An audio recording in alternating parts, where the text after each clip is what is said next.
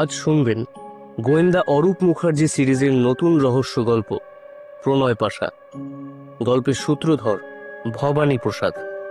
অন্যান্য চরিত্রে অদিতি পাপিয়া চক্রবর্তী, লীনা অনুমিতা চট্টোপাধ্যায়, নির্মলা অর্পিতা ধারা, ভারতী স্বপ্না ভট্টাচার্য, রাকেশ শম্ভুনাথ সাহা, পিটার চঞ্চল দাস, ইন্সপেক্টর তিওয়ারি জয়দীপ দত্ত, বীরেশ যাদব উজ্জ্বল আইচ, জগদীশ নারুগোপাল বন্দ্যোপাধ্যায়, টোল ট্যাক্স কর্মী ও পুলিশ শুভম জিদ্দা, গোয়েন্দা অরূপ মুখার্জি, পুলিশ বিচারক সুরেশ ও কোরাস রুদ্রনীল চক্রবর্তী।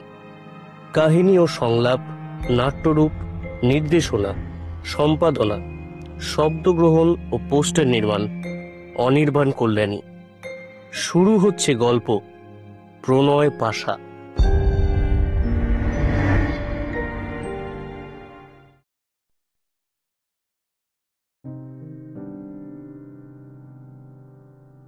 ঠিক 3 দিন পরে কারাগারের 4 দেয়াল ভেদ করে বাইরে বের হওয়ার অনুমতি পেল রাকেশ। কিন্তু মুক্ত বাতাসে প্রথম শ্বাস নিতে গিয়ে যেন তার বুকে একটা ভার জমল।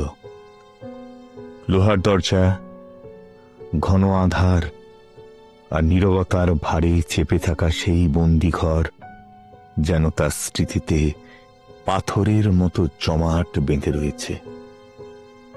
তার মনে হলো 3 দিন নয়, যেন 3 যুগ পেরিয়ে গেছে।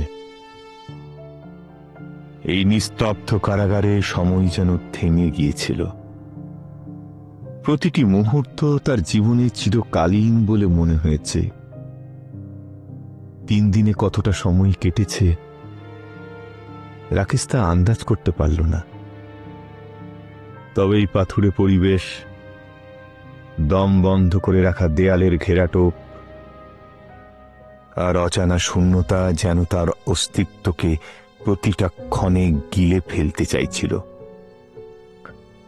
গত রাত্রে কারারক্ষী যখন জানালো তার জামিন হয়েছে, আগামীকাল ভোরে মুক্তি দেওয়া হবে, তখন রাকেশের হৃদয়ের গভীরে কোথাও যেন একটা ঝড় বয়ে গিয়েছিল। রাতের পর রাত নির্ঘুম কাটানো বন্দি জীবন এবার শেষের মুখে।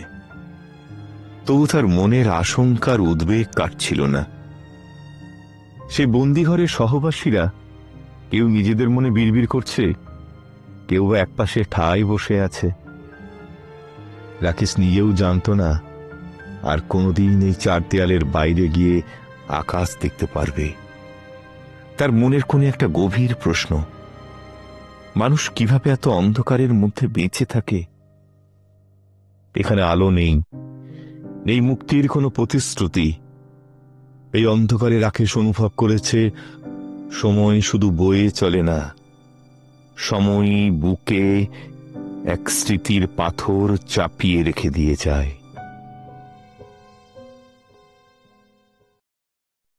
3 দিন আগের ঘটনা।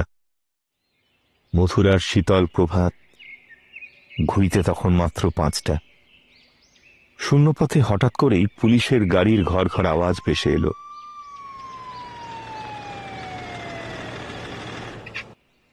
রাকেশ তখনও আধো ঘুমে বিভোর। দরজায় তীব্র কড়া ধাক্কার শব্দে তার তন্দ্রা ভেঙে গেল। চক্ষু মেলেই এক অজানা দৃশ্য। বাড়ির সামনে কালো পুলিশের জিপ দাঁড়িয়ে, দরজার সামনে কয়েকজন বন্দুকধারী কনস্টেবল। একজন কনস্টেবল রাকেশকে দেখেই উজ্জ্বল মুখে বলে উঠল, এই তো স্যার, বেটা খুন করে এখানে লুকিয়ে আছে। রাকেশ হতবাক হয়ে চেয়ে থাকল। কি হয়েছে? অস্ফুট স্বরে সে জিজ্ঞাসা করল। কনস্টেবলটি কঠিন মুখে উত্তর দিল, ন্যাকামি করার দরকার নেই, থানায় গিয়ে সব জানতে পারবে। তারপরের ঘটনাগুলো যেন ঝড়ের মতো ঘটে গেল। রাতের ভাঙা ঘুম, উস্কো খুস্কো চুল, পরনে মলিন সাদা কুর্তা পায়জামা। রাকেশের কোনো প্রস্তুতি নেওয়ার সুযোগই ছিল না। একজন কনস্টেবল প্রায় টেনে তাকে গাড়ির দিকে নিয়ে চলল। সে তখনও হতচকিত, কিছু বলার ভাষা খুঁজে পাচ্ছে না। ততক্ষণে গৃহের ভিতর থেকে তার মা শান্তিদেবী আর বোন নির্মলা দরজায় এসে দাঁড়িয়েছে। শান্তিদেবীর মুখে একটা ভয়ের ছাপ, চোখে জল। তিনি পুলিশের পায়ে পড়ে কাঁদতে কাঁদতে বললেন, আমার ছেলে কিছু করেনি, ওকে ছেড়ে দিন, ওকে ছেড়ে দিন। পুলিশ নির্বিকার ভঙ্গিতে জবাব দিল, আপনার ছেলে নিরপরাধ হলে অবশ্যই মুক্তি পাবে, ভয় পাবেন না। নির্মলা মায়ের হাত ধরে শান্ত করল, তারপর রাকেশের দিকে ফিরে বলল, দাদা তুমি চিন্তা করো না, আমি যত তাড়াতাড়ি পারি জামিনের ব্যবস্থা করছি। বাড়ির সামনে ততক্ষণে প্রতিবেশীদের ভিড় জমে গেছে। কারো মুখে জিজ্ঞাসা, কারো চোখে সন্দেহ। পুলিশের গাড়ি যখন শান্তিদেবীর বিলাপ পেরিয়ে মথুরার রাস্তায় এগিয়ে দিল্লির দিকে ছুটে চলল, তখন সকালের আলো তার নূতন এক দুঃস্বপ্নের সূচনা ঘোষণা করল। যমুনার ধারে ন্যাশনাল হাইওয়ের চারপাশের ব্যস্ততার মাঝে পুলিশের জিপটি ছুটে চলল। দিল্লির যানজট পেরিয়ে প্রায় 4 ঘন্টা পর গাড়িটি থামল লেডি হার্ডিঞ্জ মেডিকেল কলেজের সামনে। বিশাল হাসপাতালের ধূসর রঙা ভবনটি যেন এক শীতল সন্ত্রাস নিয়ে দাঁড়িয়েছিল। রাকেশ জিপ থেকে নামল। তাকে দিয়ে কনস্টেবলরা সিঁড়ি বেয়ে দোতলায় লম্বা করিডোর ধরে এগিয়ে চলল।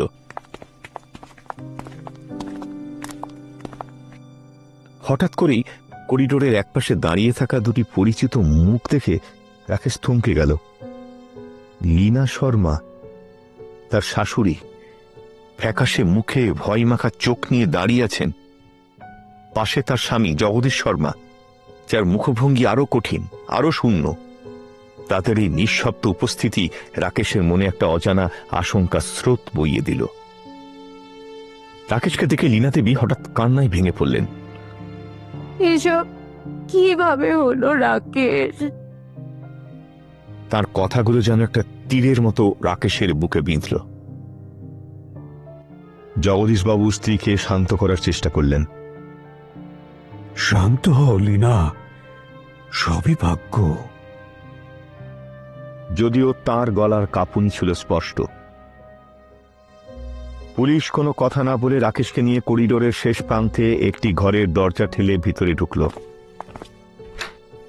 একটা পোড়া গন্ধে বাতাস ভারী হয়ে আছে। ঘরের শীতল পরিবেশ আর অন্ধকারের একটা অজানা আতঙ্ক তাকে গ্রাস করল। ঘরের এক কোণে স্টিলের টেবিলের উপরে সাদা কাপড়ে ঢাকা একটা শরীর শুয়ে আছে। দেখুন তো, চিনতে পারেন কি না? রাকেশ হিম হয়ে দাঁড়িয়ে রইল।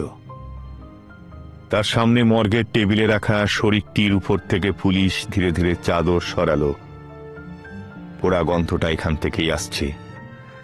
দেহটা এতটাই পোড়া এবং বিকৃত যে মুখ দেখে চেনার কোনো উপায় ছিল না। কিন্তু তার চোখ হঠাৎই এক জায়গায় আটকে গেল।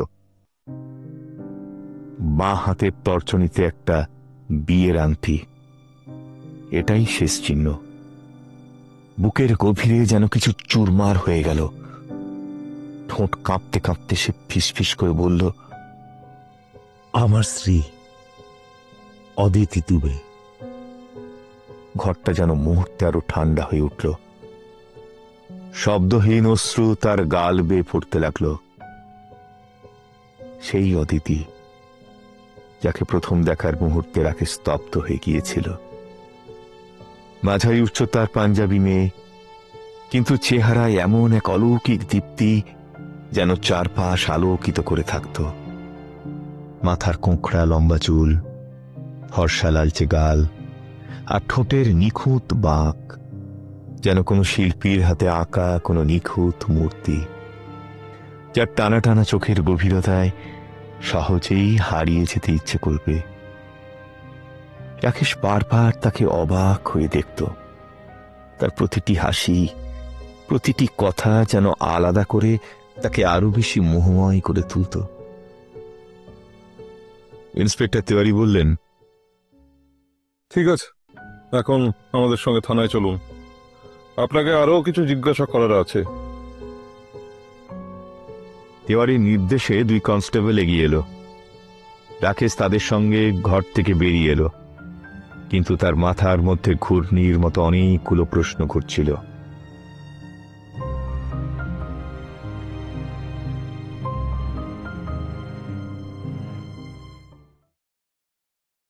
ইন্সপেক্টর ভাস্কর তিওয়ারি মধ্যবয়সী, চওড়া কাঁধ, স্বাস্থ্যবান, গায়ের রং ফর্সা, মুখে পুরনো ক্ষতচিহ্ন, আর চোখ দুটোতে এক ধরনের শীতল তীক্ষ্ণতা, যেন অপরাধীর মন পড়তে পারে। তিনি সিগারেটের ধোঁয়া ছাড়তে ছাড়তে বললেন, আমার এত বছরের চাকরিতে এরকম ভয়ঙ্কর ঘটনা আগে কখনো দেখিনি। ব্যাপারটা আমাদের সবারই মাথা ঘুরিয়ে দিয়েছে। রাকেশ ইতিমধ্যেই 1 ঘন্টা ধরে থানার কাঠের চেয়ারে বসে। সে অবাক চোখে তাকিয়ে জিজ্ঞেস করল, কিন্তু আমি কি করেছি স্যার? কেন আমার বাড়ি এসে আমাকে তুলে আনলেন? ইন্সপেক্টর তিওয়ারি ধীরে ধীরে বললেন, আপনার রেস্তোরাঁর নাম তো মথুরা রসোই। গতকাল রাত 11টার সময় দূর থেকে রেস্তোরাঁয় আগুন জ্বলতে দেখা যায়।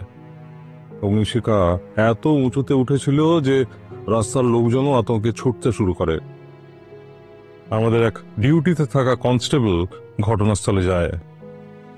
ভেতরে ঢুকেই সে টের পায় রেস্তোরাঁর তন্দুর ওভেনে কিছু জ্বলছে। রাকেশ থতমত খেয়ে বলল, তন্দুরে কিছু জ্বলছে মানে? কিসের কথা বলছেন?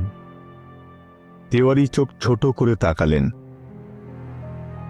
আমাদের কনস্টেবল তন্দুরের কাছে গিয়ে যা দেখেছে সেটা ভাষায় বলা কঠিন। অর্ধপোড়া একটা মানুষের আঙুল দেখা যাচ্ছিল। পরে আমাদের টিম গিয়ে পুরো মৃতদেহ উদ্ধার করে। সেটাকে দেখে চেনার কোনো উপায় ছিল না, কিন্তু কিন্তু কি? কাঁপা গলায় বলল রাকেশ, আপনার শ্বশুরবাড়ির লোকজন লীনা দেবী আর জগদীশবাবু দেহটি শনাক্ত করেছেন। মৃতদেহটি আপনার স্ত্রী অদিতির। রাকেশ যেন পাথর হয়ে গেল, তার গলা শুকিয়ে এলো। কিন্তু স্যার, এটা তো সম্ভব নয়। সে কেন আত্মহত্যা করবে? তিওয়ারি মাথা নেড়ে বললেন, আত্মহত্যা? কেউ কি জ্বলন্ত তন্দুরের মধ্যে ঝাঁপ দিয়ে আত্মহত্যা করে? এটা আত্মহত্যা নয়, খুন। ঠান্ডা মাথার খুন। খুন? রাকেশ ফ্যাল ফ্যাল করে তাকিয়ে রইল। কিন্তু স্যার, কে করলো? তিওয়ারি ঠান্ডা গলায় বললেন, সেটাই তো জানার চেষ্টা করছি মিস্টার দুবে। কাল রাতে আপনার রেস্তোরাঁর ম্যানেজার সুরেশ যাদব ঘটনাস্থল থেকে উধাও হয়ে গেছে। সে এখন পলাতক। আমরা আপনার দিল্লির ফ্ল্যাটে গিয়ে দেখি সেটাও তালাবন্ধ। পরে আপনার শ্বশুর বাড়ি থেকে আপনার মথুরার বাড়ির ঠিকানা জানতে পারি। রাকেশ অসহায়ভাবে বলল, কিন্তু আমি কি করব? আমার তো কারোর সঙ্গে কোনো শত্রুতা নেই। তিওয়ারি চাপা গলায় বললেন, শত্রুতা না থাকলে খুন হবে কেন? তাছাড়া একটা প্রশ্ন, গতকাল সন্ধ্যের পর আপনি কোথায় ছিলেন? আমি তো সেদিন দুপুরের আগেই গাড়ি নিয়ে মথুরায় চলে গিয়েছিলাম, আমার দেশের বাড়িতে। মার বোন সেখানে থাকে, প্রায়ই যাই। এই সপ্তাহেও গেছিলাম। অদিতি ম্যাডামকে সঙ্গে নিয়ে যাননি কেন? সে যেতে চাইতো না। বরাবর বলতো মথুরায় গিয়ে তার কষ্ট হয়, তাই আমি একাই যাই। তাহলে গতকাল হঠাৎ যাওয়ার দরকার পড়লো কেন? কোনো বিশেষ কাজ ছিল? না, তেমন কিছু নয়, সুযোগ পেলে যাই। সারা সপ্তাহের ওই ব্যস্ততার পর একটু শান্তি পাই, মার বোনের সঙ্গে সময় কাটাই। তেওয়ারি এবার একটু সোজা হয়ে বসলেন। আপনার মা আর বোনের সঙ্গে অদিতির সম্পর্ক কেমন ছিল? খুব ভালো। মা আর নির্মলা মাঝে মাঝে দিল্লির ফ্ল্যাটে এসে থাকতো। আসলে মা গ্রামের মানুষ তো, শ্বশুর বাড়ির পরিবেশ ছেড়ে বেশি দিন থাকতে চাইতো না। আর মায়ের দেখাশোনার জন্য নির্মলাকেও সেখানে থাকতে হয়। তেওয়ারি মৃদু হেসে বললেন, ঠিক আছে, এখন থানার লকআপে থাকুন, কাল পরশু ছুটি, সোমবার কোর্ট খুলবে, দেখুন যদি জামিন পান।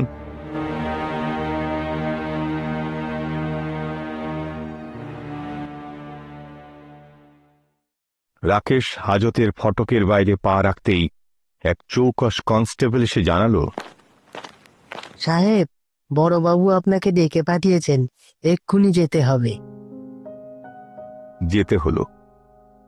বড়বাবু মানে ইন্সপেক্টর তেওয়ারির ঘরটি বেশ বড়। জানলার পাশে একটি পুরনো ঘড়ি টিকটিক শব্দে সময় গণনা করছে। তিনি কাগজপত্রে চোখ বুলিয়ে বললেন, এর আগে এমন কিছু কেস দেখেছি যেখানে অভিযুক্তরা একবার জেলে গিয়েছেন আর সহজে ছাড়া পাননি। একবার তো এক অভিযুক্তর বিরুদ্ধে এমন কিছু প্রমাণ পাওয়া যায় যে প্রথমে ফাঁসির হুকুম হয়েছিল, পরে বহু কাঠ খড় পুড়িয়ে সেটি যাবজ্জীবন কারাদণ্ডে কমানো হয়। তারা কিন্তু মাসের পর মাস হাজতের গন্ধ শুকেছেন। আর আপনি তো বেশ ভাগ্যবান। কথাগুলি বলে বড়বাবু কাগজপত্রে দৃষ্টি ফেরালেন। আপনার কেসের ফাইলটা যদিও একটুখানি আলাদা, তবুও সাবধানে থাকতে হবে। তদন্ত শেষ হওয়ার আগে যেন শহর ছেড়ে কোথাও যাবেন না। এখন যান, কিন্তু মনে রাখবেন তদন্তে যথাযথ সহযোগিতা করবেন। রাকেশ যেন ঘেমে উঠল, মাথা নিচু করে বলল, জানি স্যার, কোনো ফাঁকি দেব না। রাকেশ চেয়ার ছেড়ে উঠতেই তেওয়ারি আবার বলল, আর শুনুন, আপনার জন্য বাইরে একজন অপেক্ষা করছে। রাকেশ চমকে উঠে জিজ্ঞেস করল, কে? তেওয়ারি ধীর গলায় উত্তর দিল, একজন কম বয়সী যুবক, তিনি আপনার জামিনের ব্যবস্থা করেছেন। রাকেশের মনে অদ্ভুত সন্দেহের ছায়া নেমে এলো। সে কিছুক্ষণ স্থির দাঁড়িয়ে থেকে দরজার দিকে এগিয়ে গেল। দরজার ওপারে কে অপেক্ষা করছে তা জানার জন্য যেন তার মন ব্যাকুল হয়ে উঠল।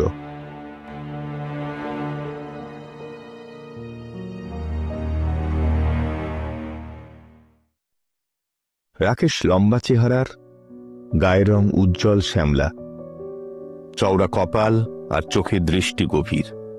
সে পড়াশোনায় তেমন একটা ভালো ছিল না, কিন্তু ছোট থেকেই তার স্বপ্ন ছিল আকাশ ছোঁয়ার।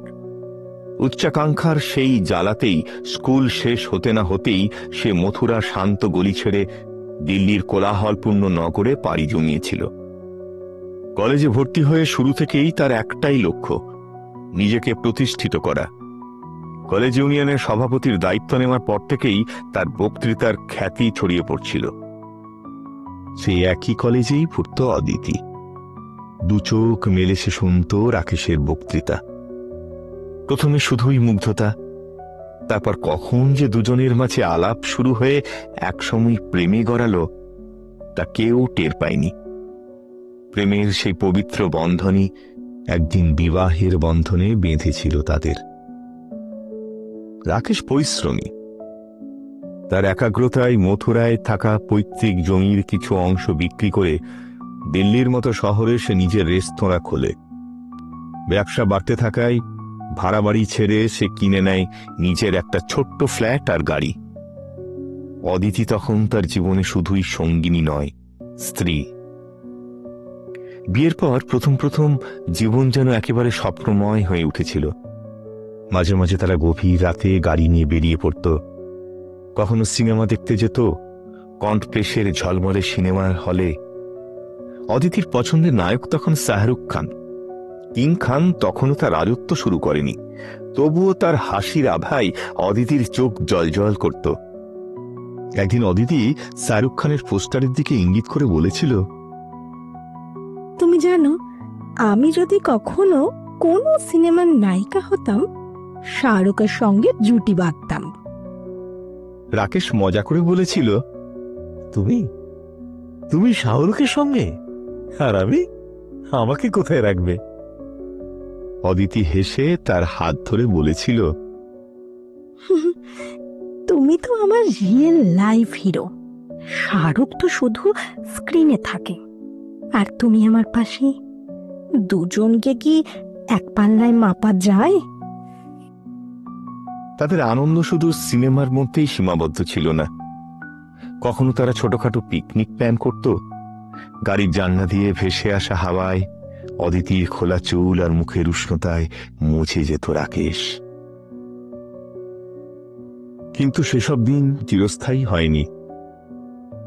রেস্তোরাঁর ব্যবসা বাড়াতে গিয়ে রাকেশের অবসর সময় প্রায় শূন্য হয়ে এসেছিল।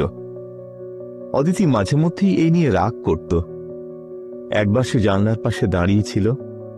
দিল্লির ব্যস্ত রাস্তাগুলো যেন রাতের অন্ধকারে আলো ঝলমল হয়ে উঠেছিল। রাকেশ পিছন থেকে এসে তার কোমরে হাত রাখল।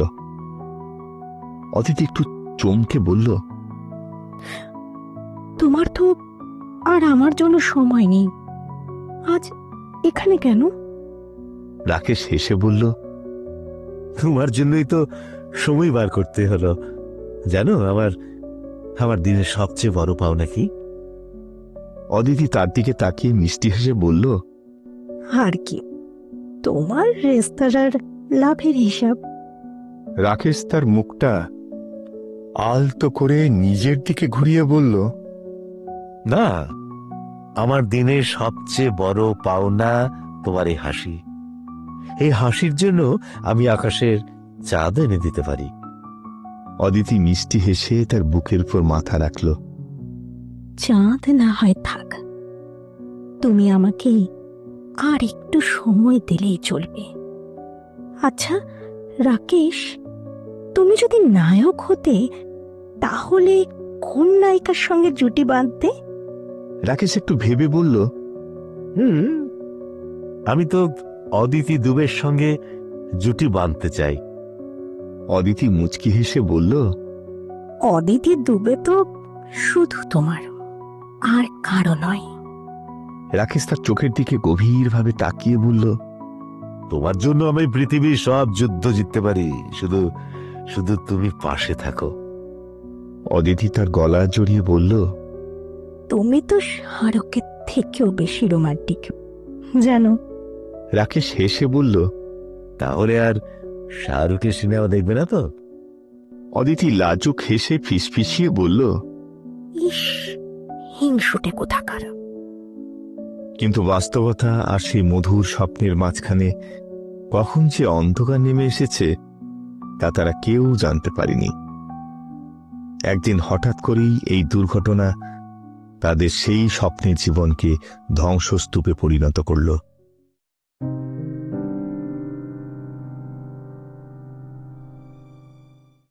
রাকেশ অন্যমনস্কভাবে ইন্সপেক্টর তেওয়ারির ঘর থেকে বেরিয়ে এলো।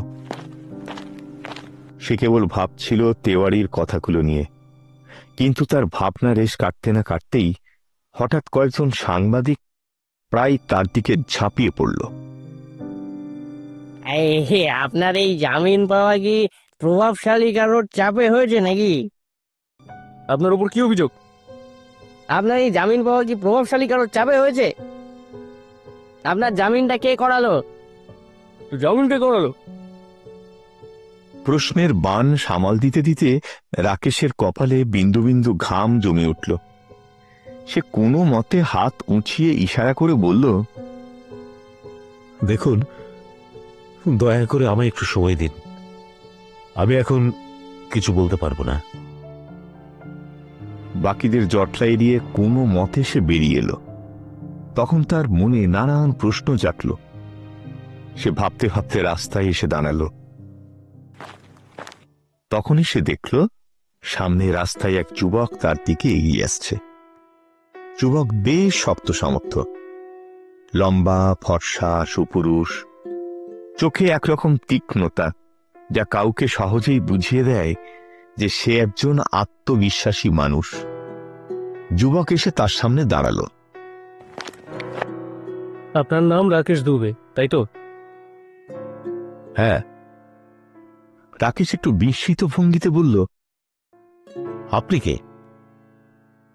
যুবক স্মিত হাসল। আমার নাম অরূপ মুখার্জি, আমি সাংবাদিক।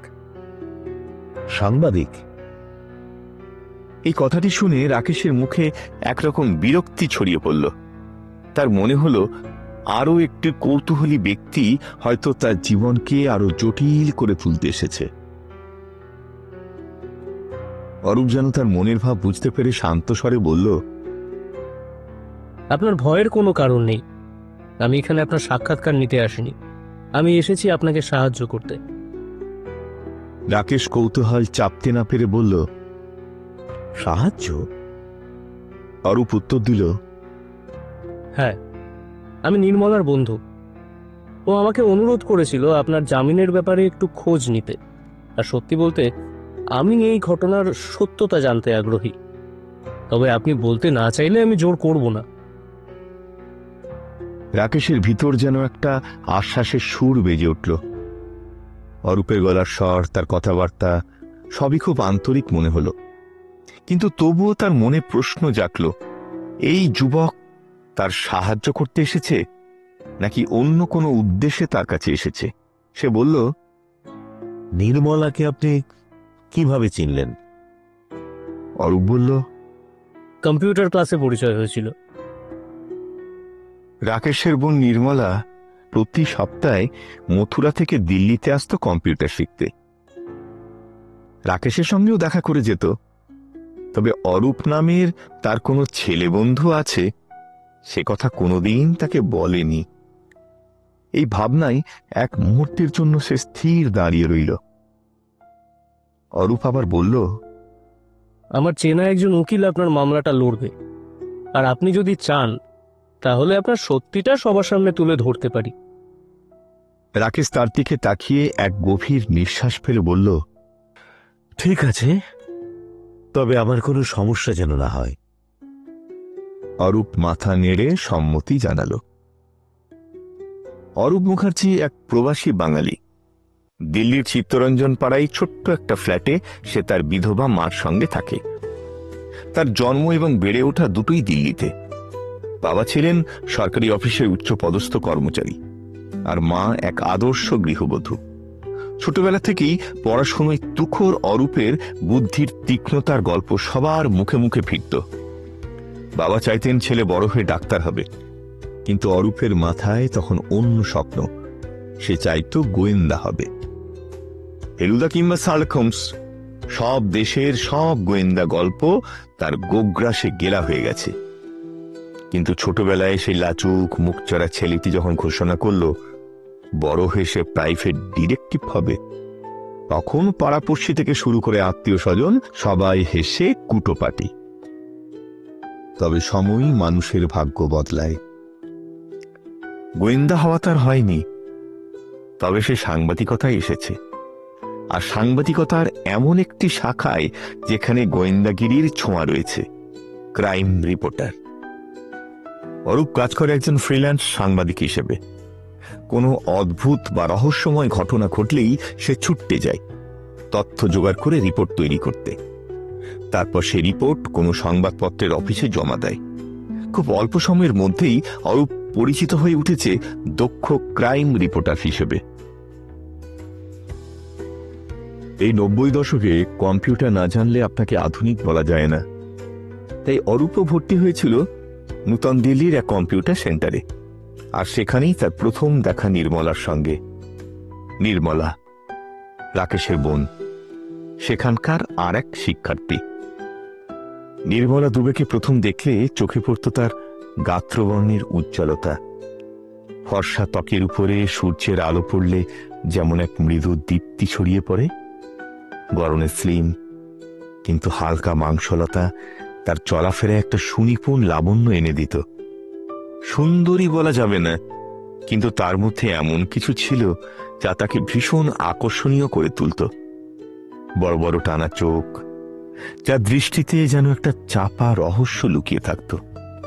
সেই চোখের গভীরতায় একবার তাকালে কারো পক্ষে সহজে দৃষ্টি ফেরানো সম্ভব ছিল না। নির্মলার অরূপকে প্রথম দিনেই দারুণ মনে ধরল। তার সুদর্শন চেহারা, ভদ্র ব্যবহার আর তীক্ষ্ণ মেধা সবই যেন তাকে আলাদা করে তোলে। আপনি সাংবাদিক? নির্মলার বিস্মিত প্রশ্ন। অরূপ মৃদু হেসে উত্তর দিয়েছিল, হ্যাঁ, ওই আর কি। বাহ, তাহলে তো অনেক সিনেমা তারকার সঙ্গে আপনার আলাপ। অরূপ মাথা নেড়ে বলেছিল, না, সেটা সিনেমা সাংবাদিকদের কাজ, আমি ক্রাইম রিপোর্টার। নির্মলা ভ্রু কুঁচকে বলেছিল, অসুবিধে হয় না? এসব খুন খারাপির ব্যাপার নিয়ে কাজ করতে ভয় করে না? মানুষ জীবনের খবরের থেকে মৃত্যুর খবরে বেশি আগ্রহী। কোথায় কটা খুন হয়েছে সেই খবরই বেশি চলে, আর সেটা নিয়েই আমাদের কাজ। এই আলাপচারিতার সূত্রে নির্মলার অরূপের মধ্যে এক ধরনের বন্ধুত্ব গড়ে উঠল। রাকেশ যখন জেলে গিয়েছে, নির্মলা খুবই দুশ্চিন্তাগ্রস্ত। ভাইয়ের জামিনের ব্যবস্থা করতে সে অরূপকে ফোন করেছিল। দাদা খুব বিপদে পড়েছে, আপনি কিছু সাহায্য করতে পারবেন? অরূপ মৃদু স্বরে বলল, আপনার দাদার কি হয়েছে? একটা ভুল বোঝাবুঝিতে জেলে যেতে হয়েছে, আপনি যদি একটু খবর নেন। নির্মলার কণ্ঠে কান্নার সুর। অরূপ খানিক চুপ করে থেকে বলল, ঠিক আছে, আমি দেখছি। অরূপ তার সমস্ত দক্ষতা নিয়ে লেগে পড়ল। একদিকে নির্মলার আবেদন, অন্যদিকে তার নিজের সাংবাদিকতা। এই ঘটনাটির গভীরে ঢুকে কিছু চমকপ্রদ তথ্য বের করে আনতে চাইছিল, কারণ এই ঘটনাটি যদি বড় কিছু হয় তাহলে একটা লিড নিউজ তৈরি হতে পারে।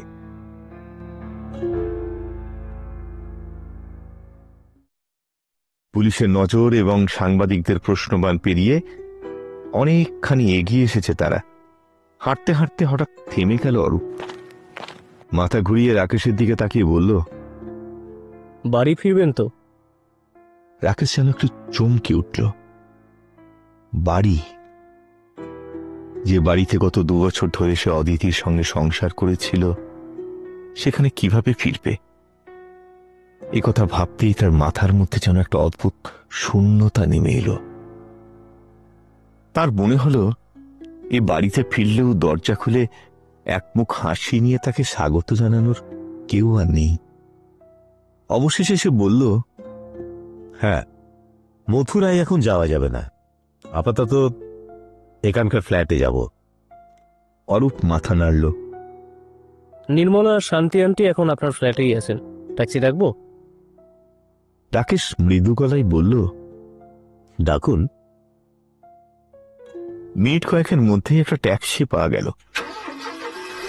বিম্র নির্বাক রাকেশকে ট্যাক্সিতে তুলে দিয়ে অরূপ তার বাইকে উঠল। ট্যাক্সি আর বাইক দুটো গাড়ি একসঙ্গে রওনা হলেও তাদের যাত্রাপথ এবং গন্তব্য আলাদা।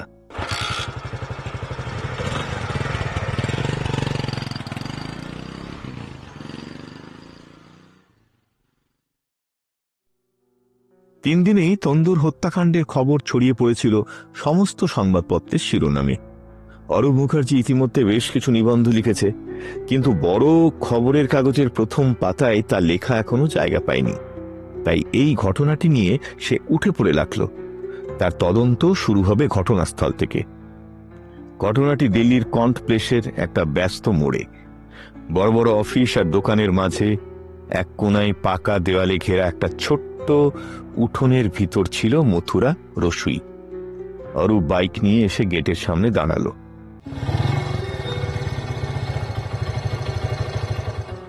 বাইরে পুলিশের পাহারা ছিল।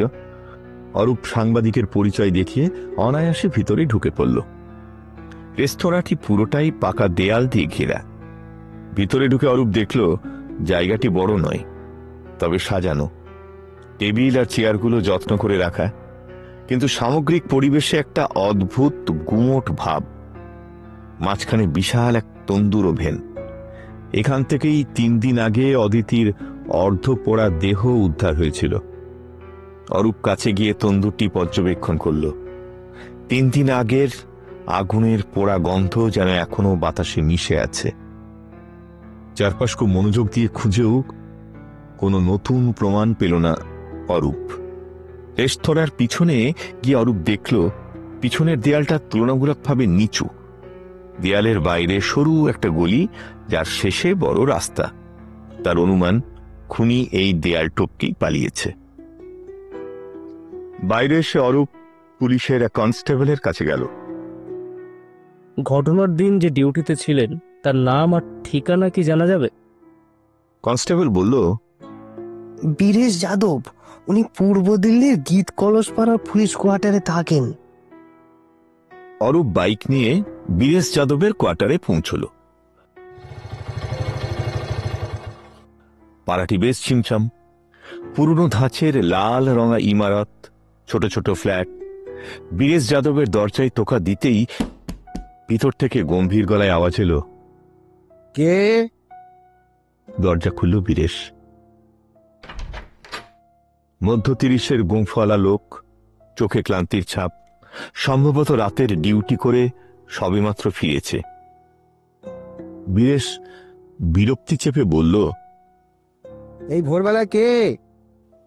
অরূপ শান্ত স্বরে উত্তর দিল, আমি সাংবাদিক অরূপ মুখার্জি।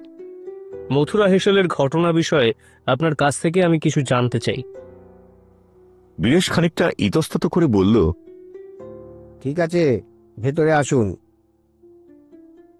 অরূপ দরজার ভিতর ঢুকল। ছোট্ট ঘর, দেয়ালে কয়েকটি পুরনো ফটো।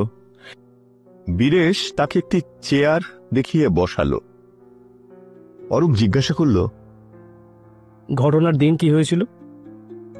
বীরেশ বলল, রেস্তোরাঁয় আগুন দেখতে পেয়ে দরজায় ধাক্কা দিই, কারুর সাড়া না পেয়ে দরজা ভেঙে ভিতরে ঢুকি। ভেতরে কি দেখলেন? তন্দুরের ভিতরে আগুন দাউ দাউ করে জ্বলছিল। কাছে গিয়ে দেখি অর্ধপরে একটা দেহ। দরজা ভাঙার সময় কোনো শব্দ শুনেছিলেন? হ্যাঁ, একটা ধপ করে আওয়াজ হয়েছিল, যেন কেউ লাফিয়ে পড়ল। তবে তখন ধোয়ার জন্য কিছুই বোঝা যায়নি। অরূপ মনে মনে নিশ্চিত হল খুনি সম্ভবত দেয়াল টপকেই পালিয়েছে। তার অনুমান আরও মজবুত হল। এরপর অরূপ থানায় গিয়ে ইন্সপেক্টর তেওয়ারির সঙ্গে দেখা করল। তেওয়ারি তখন টেবিলের উপরে কিছু কাগজপত্র নিয়ে ব্যস্ত ছিলেন। অরূপ তার সামনে চেয়ারে বসে বলল, স্যার, অদিতির পোস্টমর্টেম রিপোর্টটা জানতে চাই। আপনি কিছু নতুন তথ্য পেয়েছেন? তেওয়ারি গম্ভীর মুখে বললেন, প্রথম পোস্টমর্টেম রিপোর্টে বলা হয়েছিল আগুনে পুড়ে তার মৃত্যু হয়েছে। সবাই ভেবেছিল এটি আত্মহত্যা, কিন্তু অদিতির মা লীনা দেবী জোর দিয়ে বললেন তার মেয়ে আত্মহত্যা করতে পারে না। তার আবেদনে আমরা দেহটি দ্বিতীয়বার ময়নাতদন্তে পাঠাই। অরূপ আগ্রহী হয়ে বলল, তাহলে দ্বিতীয় রিপোর্টে কি পাওয়া গেল? তেওয়ারি ধীরে ধীরে বললেন, দ্বিতীয় পোস্টমর্টেমে দেখা গেল অদিতির গলায় দাগ ছিল এবং পেটে ছুরির আঘাতের চিহ্ন পাওয়া গেছে। তাকে শ্বাসরোধ করে এবং ছুরির আঘাতে হত্যা করা হয়েছে। পরে দেহটি তন্দুরে পুড়িয়ে দেওয়া হয়। অরূপ চমকে উঠল। এর মানে খুনটা অন্য কোথাও হয়েছে, তাই তো?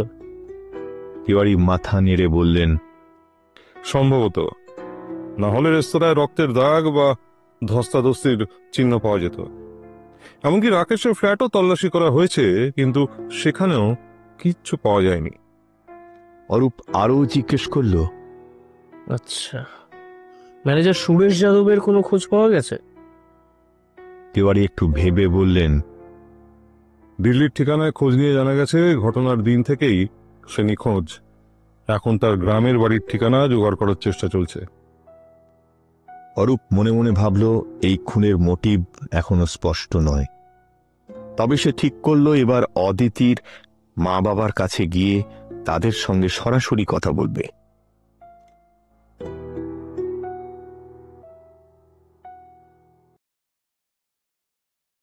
নির্মলা যতদিন দিল্লিতে রয়েছে অরূপের সঙ্গে যোগাযোগের চেষ্টায় যেন কোনো ত্রুটি রাখছে না।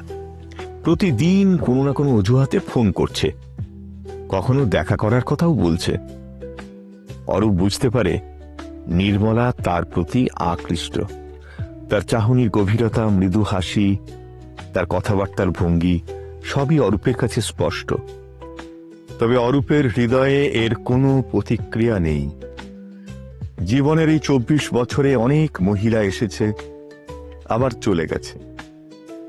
নির্মলাকে সে ভালো মেয়ে বলেই জানে, তবে তার প্রতি অরূপের যে আকর্ষণ তা একেবারেই শারীরিক। সেদিন কমপ্লেক্সের ব্যস্ত রাস্তায় দাঁড়িয়ে দুজনেই ভেলপুরি খেতে খেতে কথা বলছিল। বৌদির খুনি সম্পর্কে কিছু জানতে পেরেছো? নির্মলা জিজ্ঞেস করল। অরূপ কাঁধ ঝাঁকিয়ে বলল, পুলিশ তদন্ত করছে, কিছু জানতে পারলে তোমাকে বলবো। কিন্তু একটা কথা বলো, তোমার দাদা বা বৌদির সঙ্গে ম্যানেজার সুরেশ যাদবের কোনো শত্রুতা ছিল? নির্মলা মাথা নাড়ল। না তো, সুরেশ ভাইয়া খুব ভালো লোক। দাদার সঙ্গে কয়েকবার আমাদের মথুরার বাড়িতেও গেছেন। অরূপ একটু থেমে বলল, তার দেশের বাড়ির ঠিকানা জানো? নির্মলা ভুরু কুঁচকে বলল, না, দাদা জানে। তুমি বাড়ি চলো, দাদাকে নিজেই জিজ্ঞেস করে নেবে। অরূপ হেসে বলল, আজ আর হবে না, কাজ আছে। মনে মনে সে ভেবেছিল বাড়িতে যদি কেউ না থাকতো তাহলে হয়তো যাওয়া যেত, কারণ নির্মলাকে একা পাওয়া যেত। তাছাড়া সুরেশ যাদবের গ্রামের ঠিকানা যে রাকেশ জানে না, সেটা সে আগেই জেনে গিয়েছে। ভেলপুরির দাম মিটিয়ে নির্মলাকে বিদায় জানালো অরূপ। বাইক স্টার্ট করে সে দিল্লির ব্যস্ত ট্রাফিকের ভিতর দিয়ে এগিয়ে চলল অদিতির বাবা মায়ের বাড়ির দিকে। বাইক চালাতে চালাতে অরূপের মনে হলো, ম্যানেজার সুরেশ যাদবের সঙ্গে রাকেশের এত ঘনিষ্ঠতা থাকা সত্ত্বেও তার দেশের বাড়ির ঠিকানা জানে না। এটা কিভাবে সম্ভব? সে কি সত্যি খুনি, নাকি তাকেও কেউ খুন করে ফেলেছে? তার থেকেও বড় প্রশ্ন, রাকেশ কি কিছু লুকোচ্ছে? এ সমস্ত ভাবনার মাঝেই অরূপ পৌঁছে গেল চাঁদনি চক এলাকায়। চাঁদনি চক দিল্লির এক প্রাচীন এলাকা। রাস্তার দুধারে ছোট ছোট দোকান, পুরনো ধাঁচের বাড়িগুলোই ইতিহাসের ছাপ স্পষ্ট। এই গলির এক প্রান্তে দাঁড়িয়ে থাকা দোতলা বাড়িটি শর্মা পরিবারের। ইটের দেয়ালে হলদেটে রং, জানালায় পুরনো কাঠের শাটার, আর বারান্দায় কয়েকটি টব রাখা। বাড়ির সামনে এক প্রাচীন নিমগাছ ছায়া নিয়ে দাঁড়িয়ে। এটি মধ্যবিত্ত পরিবারের গৃহস্থালী। অরূপ বাইক পার্ক করে বাড়ির দরজায় বেল বাজালো। একটু পর দরজা খুললেন অদিতির বাবা জগদীশ শর্মা। পাজামা পাঞ্জাবি পরিহিত মধ্যবয়সী মানুষটিকে কিছুটা ক্লান্ত মনে হলো। আপনি কে? অপরিচিত মুখ দেখে একটু বিরক্ত হয়ে জিজ্ঞেস করলেন তিনি। আমি অরূপ মুখার্জি, একজন সাংবাদিক। অরূপ বিনীত স্বরে বলল, সাংবাদিক? জগদীশবাবুর মুখের বিরক্তি আরো বেড়ে গেল। এতদিন ধরে আপনারা শুধু খবরের পেছনে ছুটছেন, আমাদের কষ্টটা কেউ বুঝছেন না। তখনই পেছন থেকে লীনা দেবীর কণ্ঠস্বর এলো, ওকে আসতে দাও, আসল সত্যিটা সবার জানা দরকার। জগদীশবাবু অনিচ্ছা সত্ত্বেও অরূপকে ভিতরে আসতে দিলেন। অরূপ ভিতরে ঢুকে দেখল ঘরটি বেশ পরিপাটি। দেওয়ালে কয়েকটি ফটো ফ্রেম, তার মধ্যে অদিতির একটি ছবিও রয়েছে। ঘরের কোণায় একটি কাঠের তাক, তাতে কিছু পুরনো বই আর ফুলদানি রাখা। মাঝখানে বড় টেবিল, তার চারপাশে কয়েকটি চেয়ার। ঘরের প্রতিটি কোণায় যেন শোক জমাট বেঁধে আছে। অরূপ যখন লীনা দেবীর সামনে বসল, তখন তার চোখে সেই শোকের গভীর ছায়া। লীনা দেবী মধ্য 50-এর এক গৃহিণী, গায়ের রং ফর্সা, তবে মুখের ত্বকে কালের রেখা স্পষ্ট। লম্বা সুঠাম চেহারা হলেও বয়সের ভারে সামান্য ঝুঁকে পড়েছেন।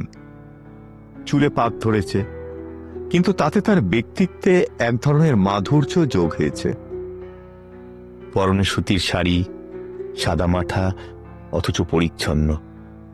তার চোখের দৃষ্টিতে ছিল একটা অমোঘ শূন্যতা, যেন জীবন তার কাছ থেকে সব কেড়ে নিয়েছে। অদিতির মা লীনা দেবী তাকে বললেন, তুমি ছেলের বয়সী, তোমাকে তুমি করে বলছি, কিছু মনে করো না। হ্যাঁ আন্টি, নিশ্চয়, তুমি বলুন। বসো। তোমার আঙ্কেলের কথায় কিছু মনে করো না। মেয়ের জন্য শোকেই ওর এই অবস্থা। না না, আমি কিছু মনে করিনি। তবে এই অবস্থায় আপনাদের বিরক্ত করাটাও ঠিক নয়, কিন্তু আপনাদের সহযোগিতা ছাড়া তদন্ত এগোবে না। বুঝেছি, যা জানতে চাও জিজ্ঞেস করো। শুনেছি আপনি পুলিশকে দ্বিতীয়বার পোস্টমর্টেম করতে বলেছিলেন। আপনার কেন মনে হলো যে আপনার মেয়ে আত্মহত্যা করেনি, সে খুনই হয়েছে? লীনা দেবী কপালের ভাঁজ আরো গভীর করে বললেন, কারণ ও আমার মেয়ে। ওকে আমার চেয়ে ভালো কেউ চেনে না। ও বরাবর লড়াকু মনের ছিল, আত্মহত্যা করার মেয়ে সে নয়। অরূপ সরাসরি প্রশ্ন করল, রাকেশ বাবুকে নিয়ে আপনার কোনো সন্দেহ হয়? না, রাকেশ হীরের টুকরো ছেলে, ওর উপরে সন্দেহের কোনো প্রশ্নই ওঠে না। ওর জামিনের চেষ্টা করছিলাম, তারপর শুনলাম ছাড়া পেয়েছে। জেল থেকে ফিরেই আগে আমাদের খোঁজ নিয়েছে। রেস্তোরাঁর ম্যানেজার সুরেশ যাদবকে চিনতেন? না, ওকে চিনতাম না। তবে দু একবার ওদের রেস্তোরাঁয় গিয়ে দেখেছি, দেখে তো ভালো মানুষই মনে হয়েছিল। অরূপ একটু থেমে বলল, তাহলে কি অন্য কারো ওপরে সন্দেহ হয়? লীনা দেবী ধীরে ধীরে বললেন, সে কথাই তোমাকে বলার জন্য ভেতরে আসতে বলেছিলাম। পিটার ফার্নান্দেজ আগে এই পাড়াতেই থাকতো। একাদশ শ্রেণীতে পড়ার সময় আমার মেয়ের সঙ্গে ওর আলাপ হয়। অদিতির ব্যাগ থেকে একদিন ওর প্রেমপত্র পায়। বকাঝকা করলে অদিতি সবকিছু স্বীকার করে। ওর বাবা তখন খুব রাগারাগি করেছিলেন। তারপর কলেজে রাকেশের সঙ্গে আলাপ হওয়ার পর ওদের আর যোগাযোগ ছিল না। অরূপ উৎসুক হয়ে জানতে চাইল, এই ঘটনার আগে আপনি পিটারকে কোথাও দেখেছেন? ঘটনার আগের দিন এখানে মতি সিনেমা হলের বাইরে অদিতি আর পিটারকে একসঙ্গে দাঁড়িয়ে থাকতে দেখছিলাম। ওরা ওই দিলওয়ালে দুলহানিয়া লে যায়েঙ্গে দেখতে এসেছিল। আপনি কথা বলেছিলেন? না, ওরা আমায় দেখতে পায়নি। বাড়িতে ফিরে ওর বাবাকে কিছু বলিনি। ভেবেছিলাম অদিতিকে বাড়িতে ডেকে মুখোমুখি কথা বলবো, কিন্তু পরদিন দুপুর থেকে যতবার ফোন করলাম ব্যস্ত পেলাম। সন্ধ্যার পর থেকে কেউ আর ফোন ধরলো না। তারপর রাতের বেলা পুলিশ এলো। লীনা দেবী কেঁদে ফেললেন। অরূপ কিছুটা অপ্রস্তুত হয়ে বলল, আপনার এসব কথা বলতে খুব কষ্ট হচ্ছে, বুঝতে পারছি, আমারও খারাপ লাগছে। না না, তুমি জিজ্ঞেস করো। আর কিছু জানতে চাও? তাহলে আপনি বলছেন পিটার ফার্নান্ডেজই অদিতিকে খুন করেছে? হ্যাঁ, ওই খুনি। আমার মেয়ে সুখের সংসার ও সহ্য হচ্ছিল না। রাকেশ বাবু কি পিটারের ব্যাপারে জানতেন? সেটা আমি জানি না। আপনারা কি পুলিশকে পিটারের ব্যাপারে কিছু জানিয়েছেন? পুলিশ আমাদের কথা শুনলে তো বলবো। ওরা তো শুধু রাকেশকে খুনি প্রমাণ করতে চায়। পিটারের ঠিকানা বা ফোন নাম্বার কিছু জানেন? না, ঠিকানা জানি না। বছর দুই আগে এই পাড়া থেকে চলে গিয়েছিল। শুনেছি গুড়গাঁওতে ফ্ল্যাট কিনেছে, বিয়ে করেছে, একটি সন্তানও আছে। কিন্তু তাও আমার মেয়ের এত বড় ক্ষতি করলো। এ সময় জগদীশ শর্মা কথা বললেন। আমার কাছে ওর দোকানের একটা কার্ড আছে, এখান থেকে যাওয়ার সময় দিয়ে গিয়েছিল, নাও। কার্ডটি হাতে নিয়ে অরূপ দেখল গুরগাঁওতে লাইটিং ফিটিংসের দোকানেরই ঠিকানা লেখা। অদিতির বাবা মাকে ধন্যবাদ জানিয়ে অরূপ বাইক নিয়ে বেরিয়ে পড়ল। বাইকের হ্যান্ডেলে হাত রাখতেই তার মনে হলো রহস্যটা এবার আরো গভীর হচ্ছে। চাঁদনি চক থেকে নয়ডা বাইক নিয়ে পৌঁছতে প্রায় 3 ঘন্টা সময় লাগার কথা। তাই অরূপ কাছাকাছি একটা হোটেলে লাঞ্চ সেরে নিল। টেবিলের এক কোণে বসে খেতে খেতে তার মাথায় একটাই প্রশ্ন ঘুরপাক খাচ্ছিল, পিটার ফার্নান্ডেজের কাছে একা যাওয়া ঠিক হবে নাকি পুলিশ নিয়ে যাওয়া দরকার? যদিও অরূপ একসময় ক্যারাটে শিখেছিল এবং নিয়মিত শরীরচর্চা করে, তবু একজন খুনির সঙ্গে দেখা করা ঝুঁকিপূর্ণ হতে পারে। তবে নিজের অভিজ্ঞতা এবং সাহসের উপর ভরসা করে সে সিদ্ধান্ত নিল একাই যাবে। খাওয়া শেষ করে বাইক স্টার্ট দিয়ে সে নয়ডার দিকে রওনা দিল।